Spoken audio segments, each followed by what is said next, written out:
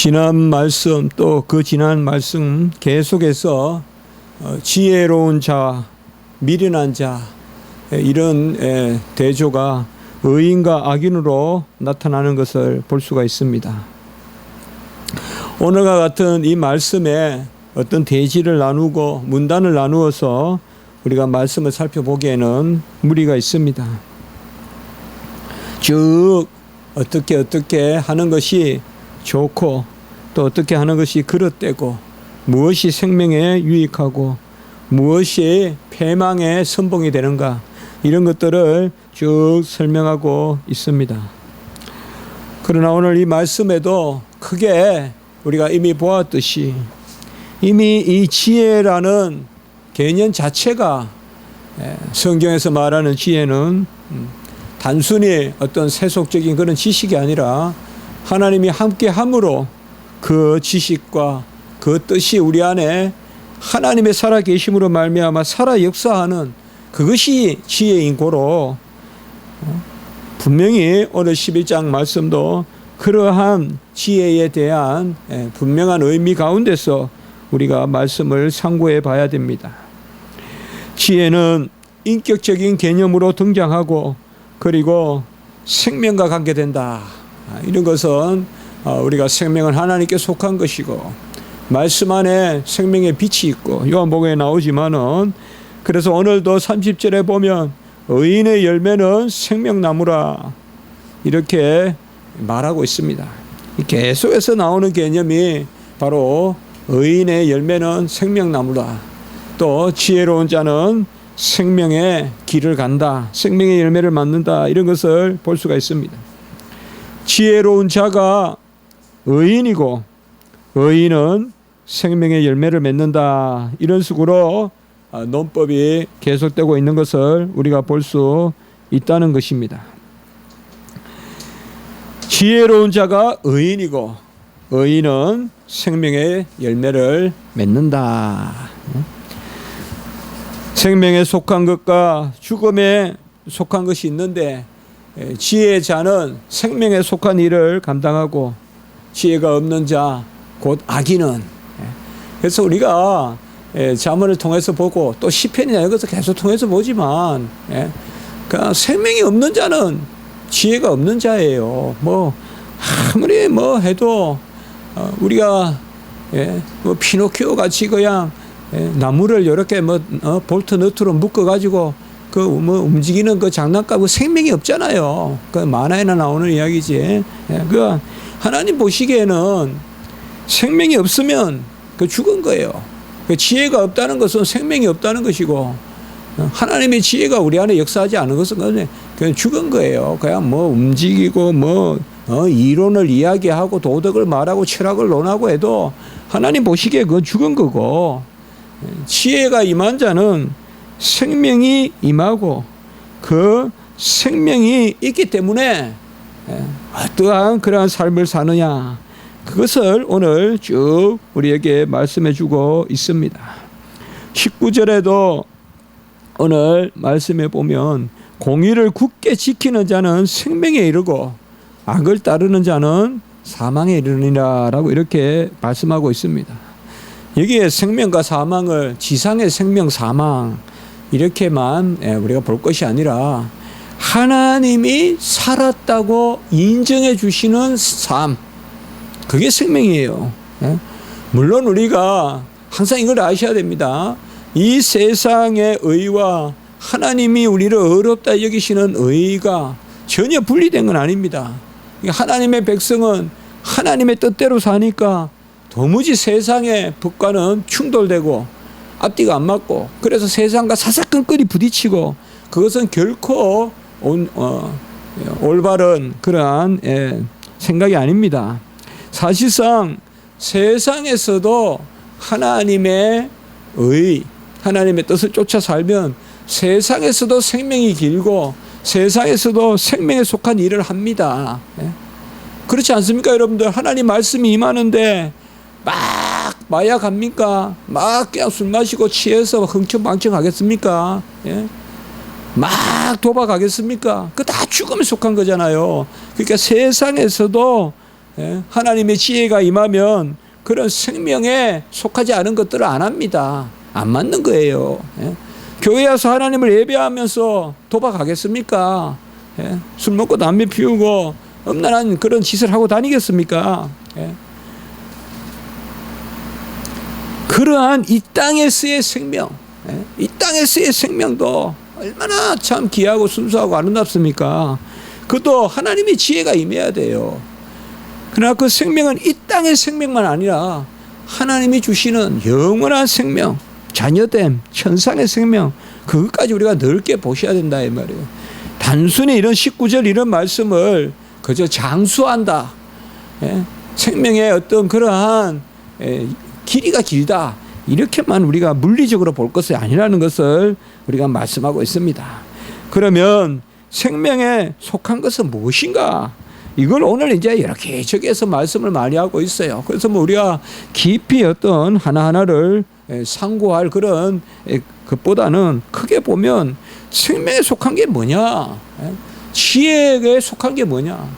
사실은 이제 우리가 이 부분이 좀 미약하단 말이에요. 자, 세상에서 차를 몰고 갈 때는 교통법규에는 우리가 민감해요. 벌금이 얼마다. 그런데 하나님의 자녀로서 생명에 속한 자들의 삶은 어떠해야 되는가? 이런 부분에 대해서 잘 강론이 안 주어져요. 그냥 우리는 생명이 있다라고만 이야기하지. 그러면 하나님의 지혜로운 자의 모습이 뭐냐? 그게 오늘 여러모로 기록되어 있다고 저는 생각합니다. 그래서 첫 번째 보면 1절에 공평하다 이 말이에요. 그 생명에 속한 자, 지혜로운 자는 공평한 추를 가지고 있다. 여러분, 공평한 추가 뭐겠습니까? 기만하고 현혹하지 않는 것입니다. 있는 그대로 예하고 아니요 하는 게 저울 아닙니까? 그렇죠. 소음을 올렸는데 저울이 움직입니까? 쇳덩어리를 올리면 저울이 움직이죠. 있는 그대로 반응하는 것이 저울이에요. 그게 공평한 추란 말이에요. 소음을 올려놓고는 솜장사를 한다고 소음을 올려놓고는 아주 그냥 쇳덩어리 올려놓은 것 같이 저울을 쏘기면 그게 이제 옛날부터 저울 쏘기는 게 큰 죄예요. 우리나라도 그렇고 서양에도 그렇고 옛날에는 맨날 저울 재서 매매를 하기 때문에 그거 쏘기면 뭐 요즘 그런 거 있는지 몰라도 옛날에 우리 TV에 많이 나왔어요. 제가 초등학교 다닐 때 뭐 그런 기억이 나요. 뭐 코미디에서 봤는가? 코미디에서도 본 것 같아요. 그 이제 풍자였겠죠. 고기를 딱 올리면요, 그 집에 아들이 그 밑에서 끈을 쫙 당겨요. 그 저울 추를. 그래가지고 저울이 축 내려가요. 그런 코미디를 본 기억이 나요. 이제 저울을 속이는 거예요, 그게. 도량형 이런 거 속이는 거예요. 자, 지혜로운 자는 공평한데, 공평하다는 것은 공평한 추는 분명히 저울이에요. 저울 추를 이야기하는 거, 공평한 추. 그걸 이야기하는데 이건 뭔가 하면 하나님의 말씀과 하나님의 뜻대로 있는 그대로 아니요 하는 것. 이것이 바로 지혜로운 자입니다. 1절의 말씀이에요. 두 번째 지혜로운 자는 누구냐? 겸손한 자다 이 말이에요. 2절에 보면 겸손한 자에게 지혜가 있느니라 라고 이야기하고 있습니다. 생명에 속한 자, 겸손한 자입니다. 여러분, 교만한 자에게 평강이 있는 걸 본 적이 있습니까? 교만한 자에게는 평강이 없습니다. 일차적으로 평강이 없어요. 항상 들떠있고 항상 뭔가를 보여주기 위하여 애쓰고 쫓기고. 그러나 겸손한 자는 바로 하나님 안에 갇히기 때문에, 하나님을 내 속에 가두지 않고 내가 하나님 편으로 끌려가기 때문에 겸손한 자는 평강이 있어요. 겸손한 자. 우리가 아름다운 자연을 보고 그걸 다 내 것 같이 그리려고 하는 그런 화가는 얼마나 힘들겠어요. 그러나 그 아름다운 자연에 일부러 내가 들어가 앉아 있으면서 그것을 그릴 때 그 자연이 얼마나 폭언이 와닿았겠어요. 그러나 이제 아마추어들은 눈에 보이는 딱 자연을 내가 각색하고 내가 막 하려고 한다고요. 그러니까 그건 작품이 안 되는 거예요. 그냥 마찬가지입니다. 겸손은 하나님께 내가 속하여 있는 것. 그러니까 지혜로운 자는 나 속에 하나님을 가두지 않고 말만 하나님을 칭하지만은 종일 내가 마음대로 하나님을 각색하는 거예요. 내가 생각하는 게 하나님의 뜻이고 내가 생각하는 논리가 하나님의 질서고 그게 아니야. 그게 교만한 거예요. 그게 교만한 거예요. 이스라엘 백성도 다 하나님을 어떻게 보면 오늘날 우리보다 더 하나님을 섬겼어요. 더 입으로 섬겼어요. 더 입으로.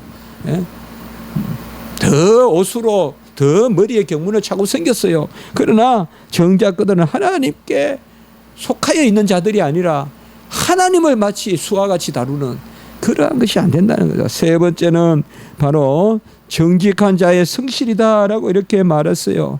지혜로운 자는 바로 정직한 자의 성실을 갖는 자다. 이 정직한 자의 성실은 자기를 인도하거니와 사악한 자의 패역은 자기를 망하게 한다라고 이렇게 말하고 있습니다. 정직한 자의 성실은 뭡니까? 올바른 것을 보고 최선을 다하는 것.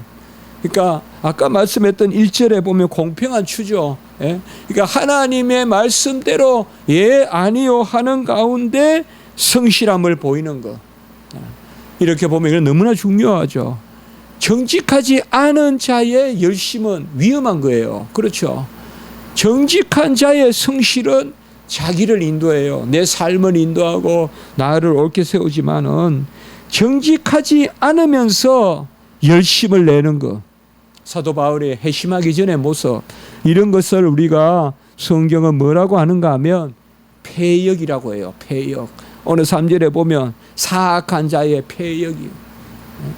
사악한 자는 부지런히 움직여요. 가만히 안 있어요. 급하게 다녀요. 그러나 사곡하고 왜곡되고 그릇된 것을 놓고 열심을 다하는 그게 패역한 백성들이에요. 패역한 백성. 비진리, 유사진리 그런 것을 놓고 열심히 쫓아다닌다고 하고 오늘날 이단들 이런 것들이 다 뭔가 하면 이 패역한 자들이에요. 패역한 자들은 결국 자기를 망하게 해요. 망해요. 자기 길을 세우지 못하고 망한다. 이런 것이 또 지혜다라고 이렇게 오늘 말씀하고 있어요. 그러니까 지혜로운 자는 뭐 오늘 말씀을 우리가 어떻게 풀 수가 없어요. 그러나 이런 말씀을 우리가 너무 막 난잡해 볼 것이 아니라 지혜로운 자는 공평한 추를 가지고 있다면 하나님의 말씀의 예와 아니오에 따라서만 정직하게 우리가 인정한다. 겸손하다. 그 다음에 올바른 것을 놓고 성실을 다한다. 이 지혜로운 자다. 참 그렇지 않아요? 우리가 인생이 참 가장 인생에서 서글픈 일이 뭐예요? 쓸데없고 그릇된 일에 열심을 할 때 열심히 일하기는 하는데 엉뚱한 거 놓고 일할 때 밤새 고민하긴 하는데 쓸데없는 거 고민할 때 그거 아니겠어요? 사실 사람이 정직하고 올바른 것만 가지고 열심을 다한다면 제가 생각했을 때 1년, 2년, 3년만 해도 얼마나 많은 결실을 얻겠어요. 그게 주의 종들이 막 큰 일을 많이 하잖아요. 그 뭔가 저도 제 인생을 보면 좀 그래요. 주의 종이 되고부터는 허탄한 걸 많이 안 했던 것 같아요. 그래도 옛날보다. 그래도 쓸데있는 생각 많이 했고요. 뭐 그래도 다 그건 아니겠죠. 뭐 잘못된 생각도 많이 있겠지만 정말 우리가 허탄하지 않고 올바른 것만 생각하고 그것만 놓고 우리가 고민하고 한다면요. 그것만 놓고 열심히 한다면 10년이면 왕국이라도 세울 수 있어요. 제 생각에는 10년이면 왕국이라도 세울 수 있어요. 이 정직한 것을 놓고 성실을 다하는 이게 참 중요하다고. 그러니까 막 근데 보통 보면 사람들이 안 그래요. 좌표도 설정해 놓지 않고 마음이 급하니까요. 어디 가는 줄은 모르고 배를 타고 그냥 노트만 올려 가지고는 키만 그냥 이렇게 흔들면 배가 어디로 가는가도 모르는 거예요. 그렇게 안 된다 이 말이죠. 정말 그렇습니다. 갈렙이 뭐 나이가 많은데 아닌 것 같아요. 1년이라도 6개월이라도 올바른 거 놓고 최선을 다한다면요. 뭐 제가 그 신학을 가르치고 글을 쓰는 것도 마찬가지 같아요. 올바른 정신으로 올바른 믿음으로 몰두해서 하면요. 놀라운 결실들이 나타나더라고요. 근데 보면 간혹 보면 안 그렇거든요. 비슷비슷한 거 그건 안 따지고 야, 저 사람 열심히 살아. 간혹은 열심히 또 시기가 나는 것도 있거든요. 막장 쌩쌩 사니까. 예? 그러나 잘 파악해 봐요. 저 사람이 옳은 것을 위하여 저렇게 열심히 사는지, 허탄한 걸 놓고 저렇게 열심히 사는지, 막 아침부터 일어나서 저녁까지 주의 일을 한다고 하더라도 제대로 하고 있는지, 제대로 하고 있지도 않은데 그 열심히 하면 그놈 안 하는 것만 또 못하다 이거. 그 여기 이야기하고 있어요. 이게 지혜로운 자의 모습이고 생명 있는 자의 모습이라는 거예요.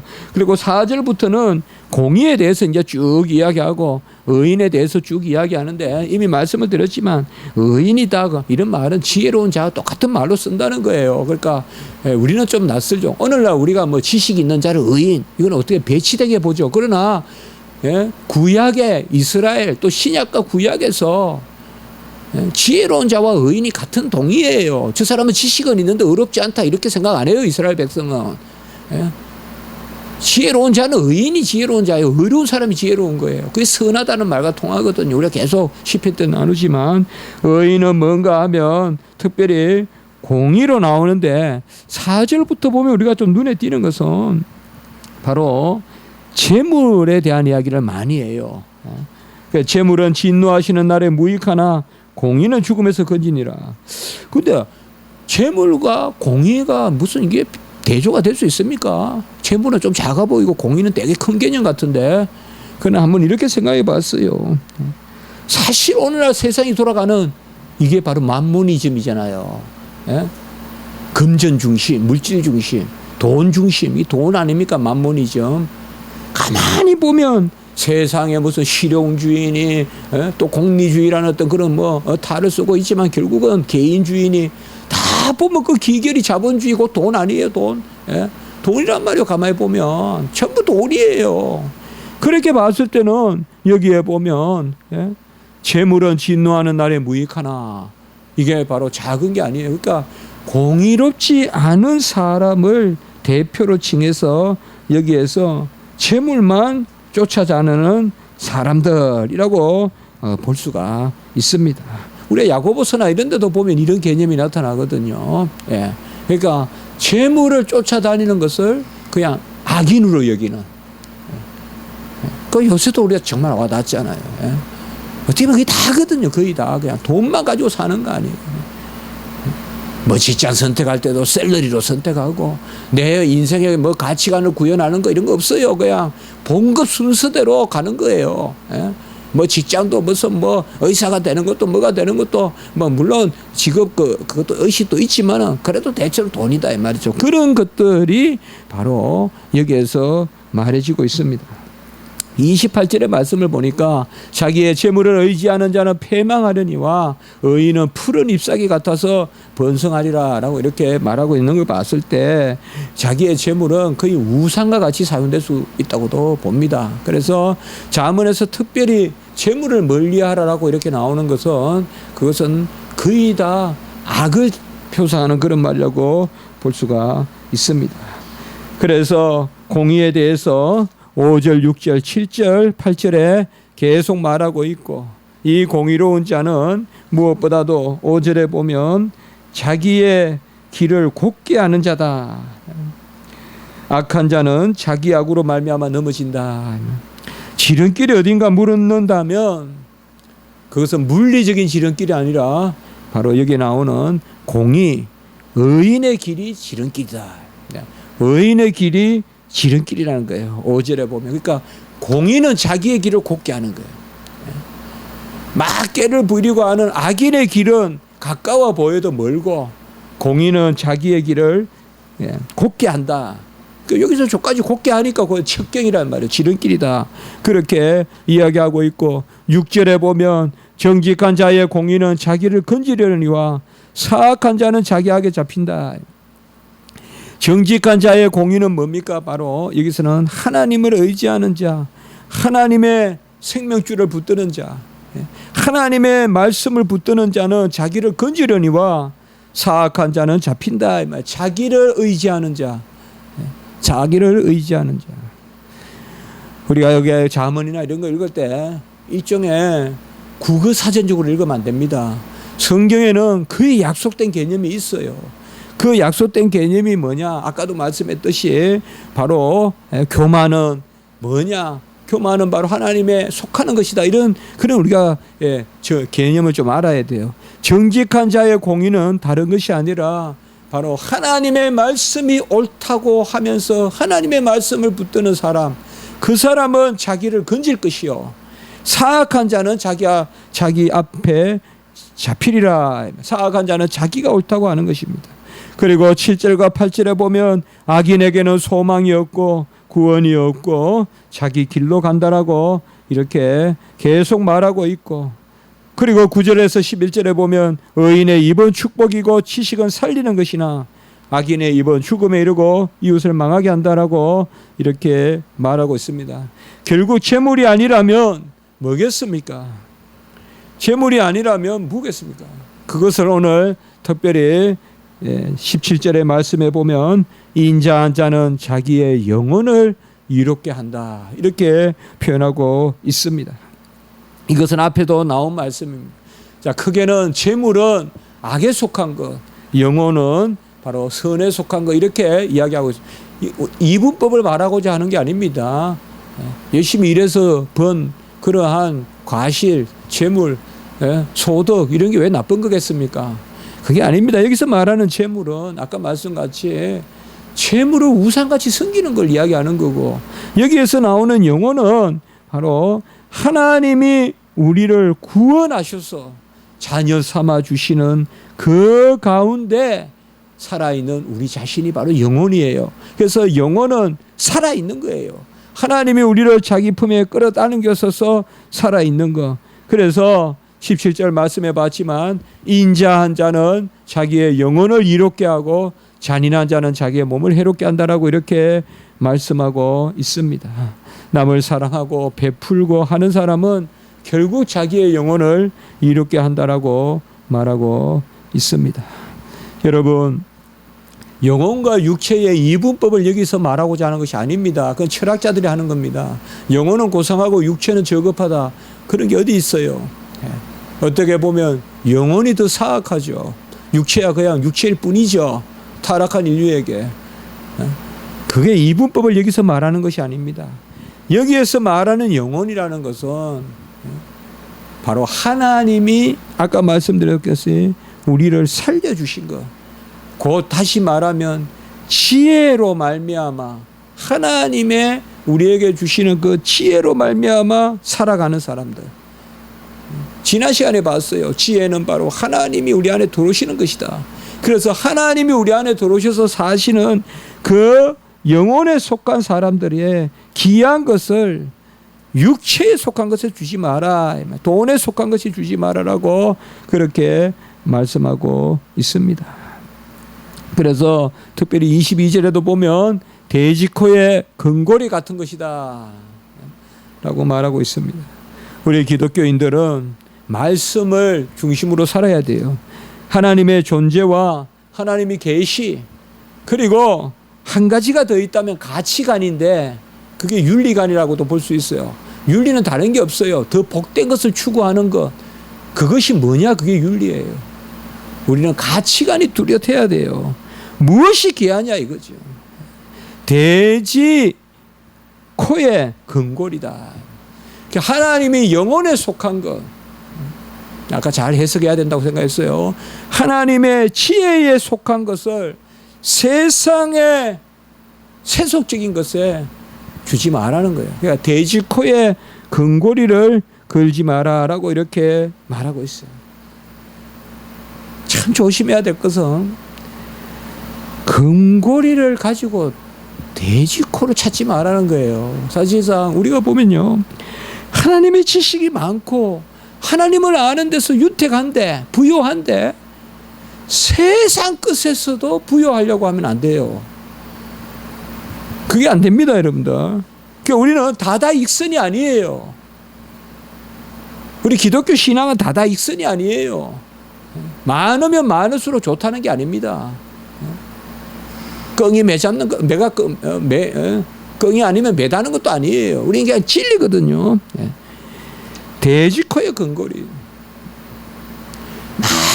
많이 정금과 같이 참 순수한 지혜와 지식으로 하나님의 은사로 사는 사람들이 세속적인 것에 관심을 가지면서 거기에서 결론을 보려고 하다가 많이 패망해요. 많이 패망해요.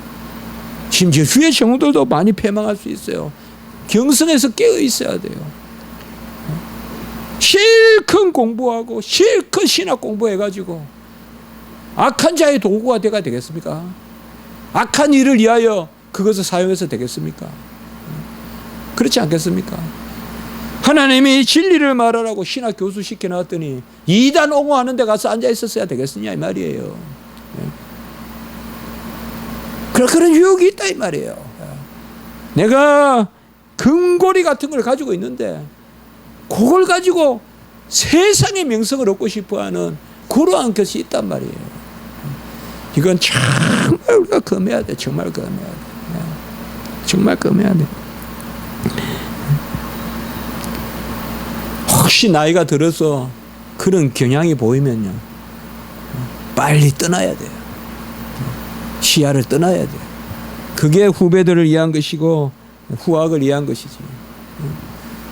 노욕이라는 게 생겨가지고 내가 이때까지 쌓아온 내 연구소의 책을 보니까 수천 권 수만 권이 되는데 아깝다 이거예요. 이걸 어디에 걸어볼까? 돼지코에 거는 거예요. 돼지코에. 돼지코에 거는 거예요. 저도 제 자신에게 많이 경성시켜요. 떠날 때를 잘 알아야 돼요. 떠날 때를 잘 알아야 되는데 실컷 평생 갖다 하나님이 좋은 데 쓰라고 공부시키고 가르쳐주고 말씀의 사자들이 나중에 보면 퍽퍽퍽 쓰러져서 이단의 책에 서문을 써주지 않나, 그런 것들을 내가 본단 말이에요. 이단 영입하는데 그냥 앉아있고 평생 보수니 개혁이니 자치하던 사람들이 그런 모습들을 볼 수 있다 이 말이에요. 지혜로운 자는 그게 아니에요. 잘 생각해요. 돼지코의 근골이 세속에 거룩한 것을 걸지 마라 이거예요. 거룩한 것을 세속에서 평가받으려고 하지 마라 이거예요. 너무 우리가 다른 사람을 막 의식하지 않고 막 덕스럽지 않게 행해서는 안 되지만은 너무 자중의 평가 같은데 좌지우지되면 안 돼요. 군중의 평가 같은데 무리의 평가에 좌지우지되면 안 돼요. 무리의 평가가 과연 돼지 코가 되면 어떻게 될 거예요? 나를 그 돼지 코에 걸게 되는 근거리를, 그것을 여기에서 말씀하고 있습니다. 하나님의 지혜로운 자는 오늘 여러 가지 말씀이 있지만은 바로 이러한 가운데서 내 영혼에 속한 것, 한 가지만 더 말씀하고 마치겠습니다. 내 영혼에 속한 것, 살아있는 것, 지혜로운 것은 한 가지 우리가 측면이 있어요. 여기서 저는 잠언에서 또 하나를 우리가 읽어야 되는데 구제 개념이 등장해요. 자, 구제는 내가 나를 감하면서 남을 증가시켜 주는 게 아니에요. 여러분 이렇게 한번 생각해 보세요. 제한된 것을 가지고 남에게 준 것은 사실상 나의 것이 줄어드는 거예요. 그것은 사실 빼앗긴 거나 똑같아요. 어떻게 보면 내 걸 그쪽으로 옮긴 거니까, 단을 옮긴 거니까. 그러나 하나님의 지혜와 지식의 부요함은 다른 사람에게 채워질수록 나를 더 채우는 거예요. 여기에서 우리가 구제의 개념을 살펴봐야 돼요. 우리가 구제라는 것이, 오늘날 구제라는 것은 상당히 희귀한 일이 되어버렸는데 사실상 후에 베풀어서 줄 때 24절에 보면 흩어 구제하여도 더욱 부하게 되는 일이 있나니 가도히 아껴도 가난하게 될 뿐이라. 이것은 우리가 여러 가지 해석할 수 있지만 하나님의 이름으로 구제하는 것은 나를 채우는 방식이에요. 하나님은 부유하시고 모자람이 없으시고 만유의 만유시기 때문에 내가 나의 것을 누군가에게 베푼다고 해서 나의 것이 감해지지 않아요. 결국은 물이 빠지면 더 많은 물이 확 쏟아 들어오듯이 우리가 구제라는 것은 그런 개념이에요. 25절에도 보세요. 구제를 좋아하는 자는 풍족하여 질 것이요 남을 윤택하게 하는 자는 자기도 윤택하여지리라. 이건 하나님이 없으면 불가능한 말씀입니다. 그렇지 않아요, 여러분들? 하나님이 없으면 불가능 아니에요. 세상의 질서에 맡겨놓고 내가 남을 구제하니까 구제 윤택해진다. 뭐 세상에도 유교에도 그런 말이 있을 것 같지만은 그는 아무 근거 없는 이야기예요. 누가 지켜보냐 말이에요. 지켜보는 자가 없잖아요. 공자 맹자 아무리 떠들어도 안 돼요. 왜?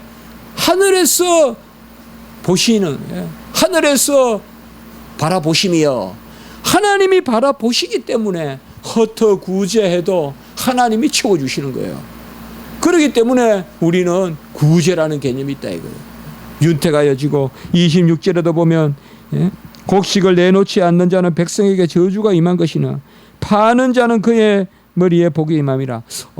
어떤 성경에는 그냥 그저 주라고 해놓고 여기서는 파는 자라고 했는데 무슨 말입니까? 26절에서 파는 자는 복이 있단 말은 뭔가 하면요, 축제하고 대금 사재기 같은 거 안 하고 제때 제가 받고 파는 사람의 복이 있다 이 말이에요. 아이고 저쪽은 흉년이 들었으니까 그냥 곡식에 확 모아놨다가 한 100배 받아서 팔아야지. 그런 거 하지 마라 이 말이에요. 그런 거 하지 마라 이거예요. 바로 여기 그렇게 읽어야 돼요. 물론 그저 후히 주고 베풀으라고 했지만은 여기는 그런 거예요. 곡식을 내놓지 않는 자는 사재기 하는 사람이에요. 고리를 취하려고 사재기 하는 사람. 그런 것은 저주가 임할 것이나 제때 팔고, 저쪽에 좀 흉년이 들었더라도 저쪽에서 뭐 하나 가져오면 또 나도 내놓고 물물 교환하고 이런 곡식을 팔고 하는 것이 복되다라고 이렇게 말하고 있습니다. 여러분 언제 말씀을 마치겠습니다. 의인의 지혜로운 자가 의인이요, 의인은 생명이에요. 이거는 구약이나 신약이나 다르지 않아요. 신약에는 좀 더 지식의 개념으로 나오죠. 이러한 생명을 가진 사람, 지혜를 가진 사람의 삶은 어떠해야 되는가? 어떻게 보면 신약에서는 이러한 윤리를 차근차근히 가르쳐 주는 것이 많지 않다고도 볼 수 있어요. 이런 면에서 오히려 우리가 구약을 많이 읽어야 돼요. 그러면서도 그 지혜가 바로 인격적인 개념이 있다. 이런 식으로 우리가 이 말씀을 바로 받을 때 이 구약의 자문이 아주 우리에게 유용한 거예요. 그래서 지혜로운 자는 오늘 말씀같이 겸손하기도 하고 공평한 추를 가지고 있기도 하고 그리고 교만하지 않고 공의에 쓰고 정직하게 성실을 다하고 그리고 아까도 몇 번 말씀드렸지만 정말 귀하고 거룩한 우리 목회자들 그런 거 있잖아요. 내가 열심히 공부했어요. 많이 준비했어요. 막 설교 많이 연습했어요. 그러나 그 발현이 구현이 세속적이 돼서는 안 된다 이거죠. 잘 생각하셔야 됩니다. 올바른 걸 위하여 그러니까 정직한 가운데 성실을 다하는 그것을 말하고 있습니다. 한번 기도드리겠습니다. 거룩하고 자비로우신 하나님 아버지, 오늘 귀한 말씀을 통하여서 저희들의 영혼을 새롭게 소생시키시며 지혜로운 자, 의인 또 생명에 속한 자의 마땅한 삶의 모양이 어떠해야 되는지 알려주심을 감사합니다. 영혼의 부요함과 윤택을 추구하게 하시고 후히 주어 아버지여 베풀 때 후히 베푸시는 하나님의 은혜를 받는다는 것도 기억하여 주시고 우리가 지혜로운 자답게 살게 해 주시옵소서. 주여 김은지 전도사님 특별히 하나님 그 종을 불쌍히 여겨주시고 우리는 아버지 처음에 한두 가지는 쫓아갔으나 이제는 무슨 병인지도 어떻게 되는지도 모릅니다. 하나님만 아십니다. 하나님 우리의 미련함 그저 어찌할 줄 몰라 그저 아버지여 좌우만 돌아보고 있습니다. 하나님 불쌍히 여겨주시고 하나님의 전적인 역사로 이 밤에 치유의 역사가 나타나게 하시고 하나님의 은혜에 그 치료의 강선을 부어주셔서 온갖 부정적이고 어둠에 속한 것 물리쳐 주시고 병에 속한 것 물리쳐 주시고 하나님 회복되어 훌륭한 종으로 주님 이하여 평생 헌신하는 종으로 살게 해 주시옵소서. 구주 예수 그리스도 이름으로 감사하며 기도드리옵나이다. 아멘.